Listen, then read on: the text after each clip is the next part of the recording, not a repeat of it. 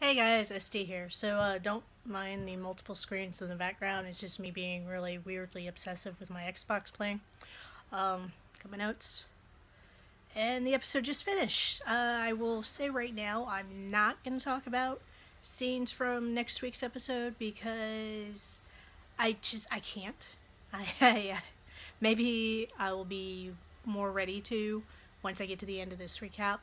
But for right now, it's just kind of like, I don't think I can go there.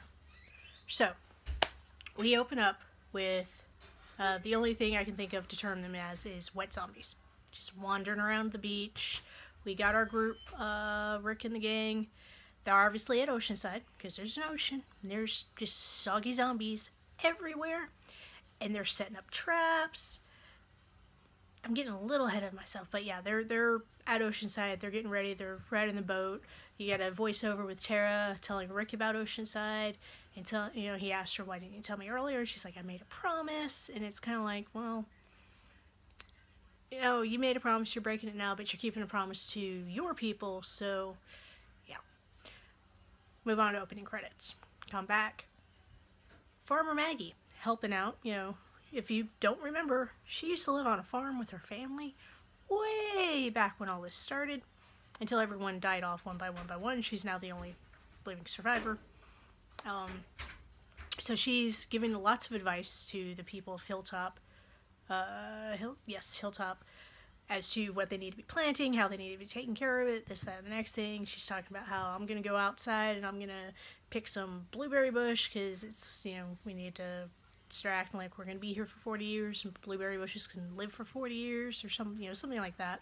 Basically being very positive and helpful leader Maggie. While Gregory just kind of lurks around in the background like the creepy dude that he is. So then we go back to the other group at Oceanside. Now we got climbing trees and setting what looks like traps and stringing stuff up, and I'm getting more and more irritated because I'm like, dudes, what are you doing? You're really gonna just go and disturb this, well, I guess you can't really call them peaceful community if they shoot everyone they see up on site. But whatever. I'm irritated, but I'm waiting. Cut back to, oh my god, Sasha's alive. They managed to take her alive. I don't understand how they managed to do that. We never really saw any of this conflict that she caused. We didn't see any of the aftermath of that. But we see that she's alive because someone comes into the little cell. She's being kept in one of those creepy little cells. A guy who I think he introduced himself as Dave. I don't remember if he introduced himself. We do learn his name. So he appears to be friendly to her, and she asks for some water, and he's like, "Oh, well, I'll give you water if you do something for me." So, immediately he's a creepy douche guy. Starts hitting on her and being smarmy, and when she basically tells him to fuck off, and headbutts him, that's when he starts tearing her shirt and getting ready to rape her. And just as he's starting to unbuckle his pants, here comes Negan. And we're all thinking, okay, what's going to go down now? The one thing that Negan apparently will not tolerate whatsoever, at least what we've seen so far, is rape. They just, he says rape is against the rules. You know this, Dave. You know this, Davey. Just can't have it. So he kills Dave. Just knife right through the throat. Guy dies. He apologizes to Sasha. And of course she's all Sasha-y. I love, one of my favorite things about Negan is, and I understand it's really the writers coming up with this, but it's the colorful phrasing he uses to describe everything. He says that he admires Sasha because she's got beach ball sized lady nuts. He wants to harness the energy or the heat coming off these things. Makes her an offer to work for him, of course, because that's what he does. And leaves her with the knife. Says, you can make the choice here. You can work with me, work for me. You take a slash at me, but I'm standing over you with a baseball bat, so that probably won't be a good idea. Or, to work for me, you have to knife Davy corpse over here before he turns into a zombie and eats your face. Or if you don't want to do that, you can let him eat your face. And then they lock her in there with the dead body. So then they go to commercial break. First word of the night is green. And they come back, and strangely enough, they come right back to this same scene. Well, not the same scene, but the same setting. Where it's Eugene carrying a pillow and I think a blanket and a lantern and a new t-shirt, because he said, Negan said he wanted Sasha to have a new t-shirt because, Rapey Davy, as he described the dude, ripped Sasha's t-shirt. And Eugene is, I hate to say it, I think my boy he's gone over. And he's a broken man. He is very much a broken man, and his rationalization he gives to Sasha is that he's tired of being afraid, basically. He's tired of being scared all of the time, and being here with Negan means he never has to be scared again. So, yeah, I'm gonna wait to see how everything plays out before I completely write him off. I mean, he's still one of my most entertaining characters, but it does not look like he's got a game plan in the background. So, cut back to Hilltop, where now Maggie's outside digging up her bush, and Gregory shows up. He's, standing there, he's chatting with her. Maggie makes some sarcastic comments about him coming outside, and, he's just like, well, we built walls, why not use them? And so she's finishing up the bush, and she asks him, hey, can you keep an eye out for walkers while I finish up with this bush? He's like, yeah, sure, fine. Pulls out, everyone carries a knife because it's a zombie apocalypse. It'd be insane not to. And as he's standing over her, watching out for zombies, he is kind of eyeballing her and leaning in with his knife like he's thinking about it. But of course he whistles out. Because, I mean, this is Gregory. He doesn't do anything that gets his own hands dirty. So then a walker does show up, starts shambling over, and Maggie's like, oh, I'll get it. And Gregory's like, I'm going to get it. There's no way I'm letting a pregnant woman protect me when I'm out here to protect the pregnant woman. So he goes up, he kind of, slight jog towards the walker. This walker turns out to be, like, the scariest motherfucker I've ever seen. Just, like, he's got this dry, rotted face, and he's, like, mean. I mean, he's a mean walker. He's not one of the soggy walkers from earlier. He does not look like he'll just kind of slop to pieces when you touch him. He looks like he's going to chew your face right off. So I kind of don't blame Gregory for whistling out at that point, because he backed up. He's like, nope, you get him. I can't do this, you get him. So as Maggie's taking care of that guy with her garden shovel, or spade, basically, a second zombie comes up, knocks Gregory over, and is trying to eat his face. And Maggie takes care of hers and comes over and spades the one that's on top of Gregory in the back of the neck and gets him off Gregory. And Gregory gets up and his suit's all messed up now because he was rolling around on the ground with the zombie. And he's got zombie blood all over him. And he throws up. Because of course he does. And if he wasn't such a douche, I'd feel sorry for the guy, but just as he's doing this, 4 Hilltop citizens come walking by. I guess they were out on reconnaissance or something, and they're watching him blood-covered and panting and vomiting and everything else, and Maggie's just like, this was his first one, so it's okay, he's learning, and they're like, that's not what he told us. Whew. Pepper just went on the ground. Very embarrassing. Very embarrassing for poor Gregory. Yeah, we move on from Hilltop. I don't think we come back to Hilltop at all. No, we do. Okay, so we cut back to Oceanside, where Cindy and her grandmother, Tanya, I want to say was her name, are chatting about stuff, and, just generic chat. And Grandma, I'm just going to call her Grandma, goes into the house, and boom, Tara's there. Tara's there with a gun. Tells Grandma, sit in this chair, we need to talk.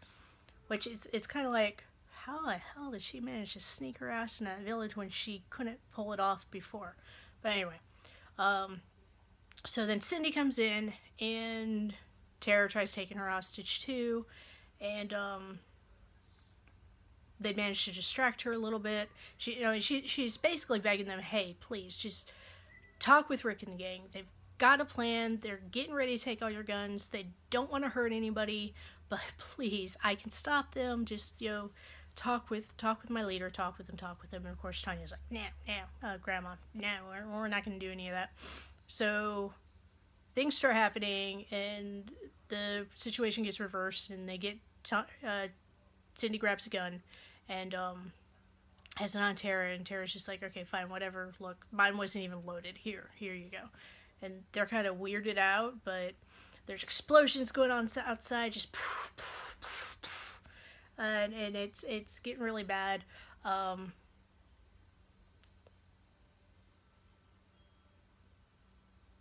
Yeah. Okay.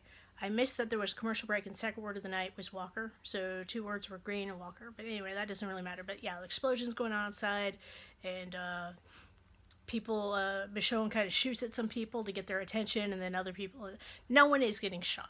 Like, people are getting shot at just to kind of get them to stop running or whatever, but no one is actually getting shot, and they're taking everyone captive, but again, not shooting and not killing anybody.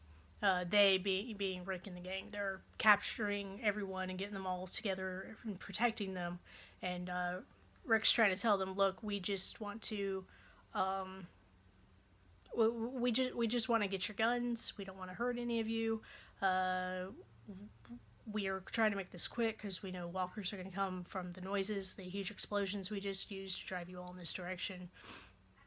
And then Grandma and Cindy show up with Tara being held hostage, gun to the back of her head. And of course there's a big standoff there of, we're going to kill her, but if you kill her, we're going to kill you. And, just, it's a bunch of talk. It's a bunch of posturing, a bunch of talk. Walkers start showing up, and that momentary amount of distraction, Cindy knocks her grandmother over the back of the head so she can, get Tara loose, and then everyone gets together and starts taking out these walkers that have come up from the beach. So all the slimy walkers are just wandering in, and both Oceanside and Rick's gang are taking out walkers left, right, and center. They get everyone taken out, and Tanya's still like, nope, screw you. We're not helping. Some of the Oceanside ladies want to help. Some of them want to take out, saviors, and want to, be able to live their lives peacefully without fear of saviors finding them again and, killing them or taking them hostage or whatever. But, no. It's all or nothing with Oceanside, apparently. Like, some of them can't leave. Like, they can't just some go and help. But Rick and the gang do take all the guns. They just leave out. And as they're leaving out, Rick says something to Tara, and she's like, no, you're right. I don't have to feel bad. And I guess, yeah, I guess in a way. I didn't really put much investment in the conversations going on in tonight's episode, mostly because I know it's all leading up to being moot. I mean, whatever happens next week's episode, which is an extended episode, by the way, is going to basically blow everything that happened tonight just, out of the water. All those conversations are just going to be gone. Aaron and his boyfriend were there chatting about, I'm glad you came with me. I just don't want to see you getting beaten up again. Just little... I'm never as emotionally invested in the people, like all the little minute relationships with all the people, as I am with the bigger picture and the entertaining ones. So, we got back to Sasha, and Negan goes to check on her, and she apparently said yeah, because there's Raby Davies' corpse with the big knife in his forehead, so she's accepting Negan's offer. However, Negan's not planning on trusting her quite yet.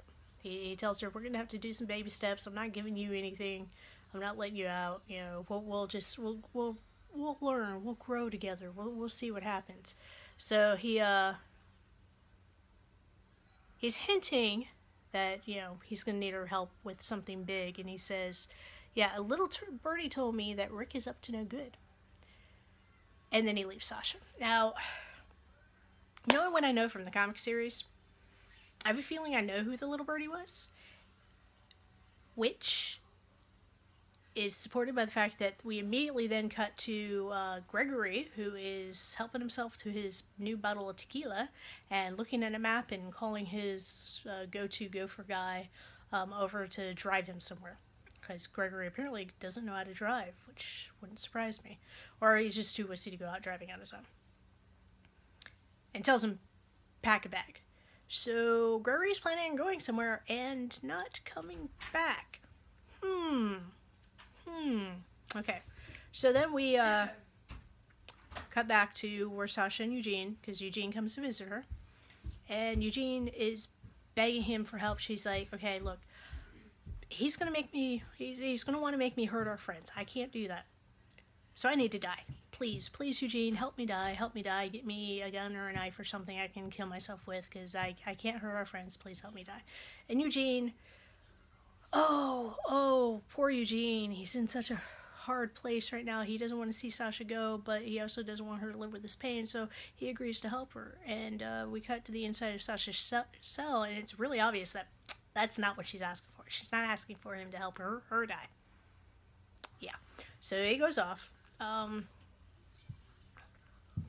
Oh, and then this was the point where we did cut back to Oceanside, and they were grabbing all the guns and leaving the ladies, was how I put it. You know, just leaving them all behind because, you know, Grandma was still, no, we're not helping. They'll probably show up. They're probably going to show up in next week's episode, you know, come riding into the rescue or something. So, back to Sasha, where Eugene shows up again and tells her, okay, I've agreed to honor your request. I'm going to help you. He slides something under the door. At first, I think it's just like a plastic bag. You know, the implication being he's telling her, you know, tie this around your head, you can suffocate to death. And I'm thinking that's brilliant, because she sure can't do any other damage with a plastic bag. But no, there's a single pill in the bag. He's like, you take this in 25-30 minutes, you'll be dead. But that's totally not what Sasha wants, and you can tell by the disappointment on her face that she was expecting him to slide her something that she could actually use to get after Negan. So, you know, hey, either he took her at her word and he was just trying to help her in the best way he could, or he knew that she might possibly be trying to play him and was just covering his bases. So then we go back to Rick and the gang. They're arriving back at Alexandria. Rosita's there to open the gate for them. So that's a good sign. She made it back, and of course they're all like, well, where's Sasha? How'd it go? What's going on? Are you okay? And she's just like, we have a visitor. So they get like a prison cell. Open up the prison cell, and inside the prison cell is Wade. And of course Daryl's pissed. He tries to jump the dude immediately, but you know, they hold Daryl back because they want to know what's going on. And she's like, you know, Rosita says he's here, he wants to help. And Rick looks at him, he's like, is this true, you want to help? And Wade goes, yes it is. And so Rick pulls his gun out, holds it out, you know, I'm going to say handle, that's not the word I want, button first. And you're thinking he's handing him a gun. But the final thing Rick says is, get on your knees. End of episode. So then they showed scenes for next week's episode. It is going to be an extended episode. It does look like, okay, I'm going to talk about it a little bit. I'm trying not to think too much into it because I know things that happened in the comic, but I'm hoping things go differently. But yeah, it does look like Negan's asking Sasha to help him do things. And it looks like there's a big showdown getting ready to go on. And yeah, without talking about the comic, that's pretty much all I can offer you. I hope you guys enjoyed. Like, subscribe, leave comments. I'm going to need a new show to watch, so please help me out. Give me some suggestions. I hope you enjoyed. And until next week with the finale, SD out. Bye.